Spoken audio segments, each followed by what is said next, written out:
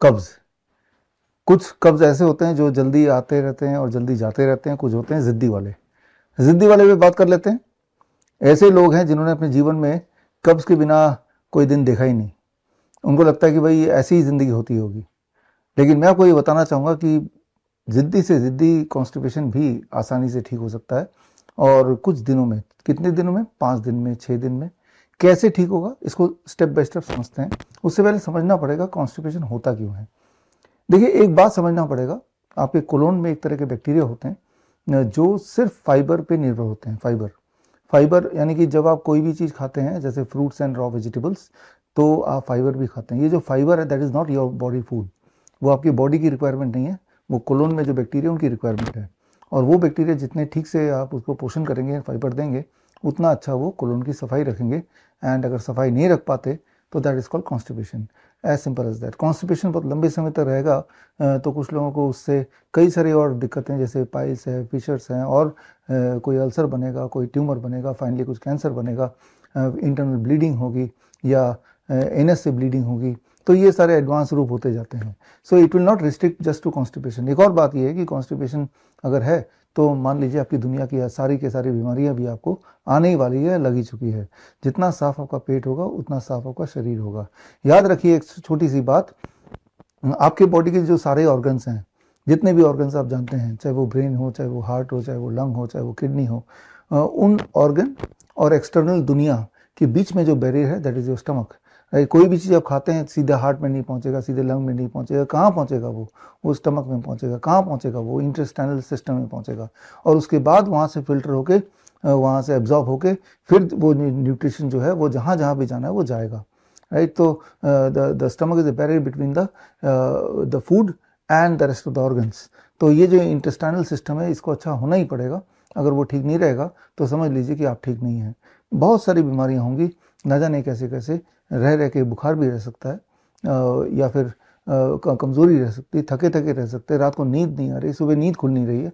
ये नाना तरह की दिक्कतें हो सकती हैं। खैर, ये कोई बात नई नहीं है, क्योंकि जैसा मैंने देखा कि हमारे हॉस्पिटल्स में जब पेशेंट आते हैं, या हमारे क्लिनिक में, doctor BRC clinic at the rate home में जब पेशेंट्स आते हैं, कोई कैंसर के लिए आ रहा है, कोई हार्ट के लिए आ रहा है, कोई किडनी के लिए आ रहा है, लेकिन अधिकतर लोगों में एक बात कॉमन होती है कि वो उनको कॉन्स्टिपेशन का भी इशू है। अब तो वो इसको इशू ही नहीं मानते हैं, सोचते हैं कि ज़िंदगी ऐसी ही जीनी होती है।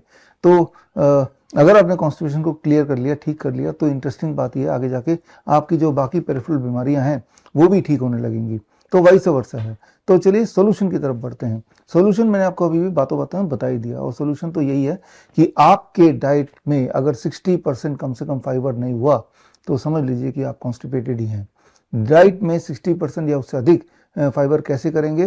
That's what I have been telling for last 15 years, that is through DIP diet. हमारे इस चैनल में, हेल्थ केयर टुडे में, न जाने कितने सारे वीडियोस DIP डाइट पे ऑलरेडी हमने बनाए हुए हैं, जिसमें आपको पता है कि ब्रेकफास्ट में फ्रूट ब्रेकफास्ट लेना होता है, और लंच और डिनर से पहले सलाद लेना होता है। सलाद तो हम लेते ही, लेकिन बॉडी वेट के अनुसार। मेरा बॉडी वेट 70 kg, एक और अगर शून्य लगा लो तो 700 ग्राम। इतने फ्रूट 12 बजे तक, और 700 ग्राम का आधा, 350 ग्राम। 350 ग्राम सलाद लंच में, 350 ग्राम सलाद डिनर में। That becomes the appropriate amount of fibre जो कि मेरे बॉडी में जाना चाहिए। अब मैं उम्मीद कर सकता हूँ कि मुझे कॉन्स्टिपेशन ना हो। राइट। तो जिन फूड से कॉन्स्टिपेशन होता है उन्हें छोड़ना पड़ेगा।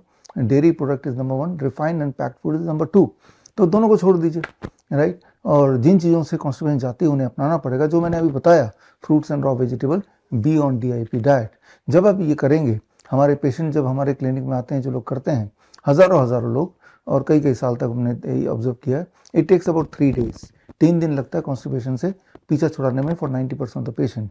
90% का तो ये प्रॉब्लम सॉल्व हो जाती है। अदरवाइज वो लोग जिंदगी भर लैक्सेटिव्स पर निर्भर होते हैं, उसके बाद भी कोई ना कोई लिंगरिंग प्रॉब्लम होती रहती है।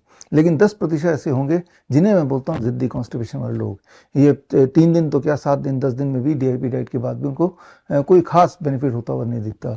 तो अब ऐसे पेशेंट्स के लिए, ऐसे जिद्दी कॉन्स्टिपेशन वाले लोगों के लिए जो रामबाण है, दैट इज आंवला। आंवला क्या करना है?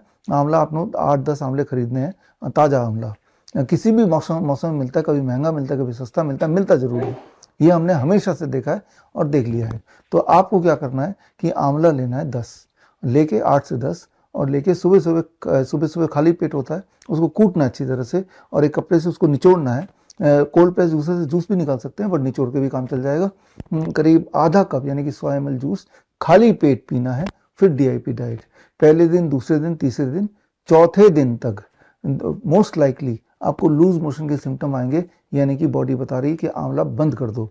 तो ये 4 दिन का डोज होगा, किसी का 3 दिन का होगा, किसी का 5 दिन का होगा। इतने में ही जिद्दी कॉन्स्टिपेशन टूट जाता है और उसके बाद आपने आंवला छोड़ दिया और continue with the DIP diet, the problem of constipation is gone, right. So that is as simple as that. और क्या नहीं करना है, कुछ लोग सोचेंगे शॉर्टकट ले लेते हैं, आंवले का जूस तो बाजार में वैसे ही मिलता है पैक्ड, वो लेंगे तो काम नहीं करेगा। एक्सपेरिमेंटली लेके देखिए, कुछ काम नहीं करेगा, क्योंकि जब आप आंवला खुद लेते हैं और उसको कूट के जब उसका जूस निकालते हैं, that is a live enzyme. उस आंवले में लाइव एंजाइम है। यही लाइव एंजाइम तो उन बैक्टीरिया को एक्टिवेट करेगी जो आपके कोलोन में सुस्त पड़ी हुई हैं और कॉन्स्टिपेशन से आप जूझ रहे हैं। तो इतनी छोटी सी बात है, भयंकर से भयंकर बीमारी के इनिशियल स्टेजेस में कॉन्स्टिपेशन से ही शुरू होता है, लेकिन ये कॉन्स्टिपेशन अपने आप में बड़ी तेजी से ठीक हो सकता है, ठीक होता है। बड़ी से बड़ी बीमारी का आसान से आसान इलाज घर बैठे ही हो सकता है। अधिक जानकारी के लिए कांटेक्ट करें nearest doctor BRC clinic @home। Lifestyle disease हो या इन्फेक्शियस इलनेस, कॉस्मेटिक्स हो या पेन मैनेजमेंट, घर पर ही बनाएं अपनी दवा। Ancient wisdom and modern evidence base का अनोखा मिश्रण।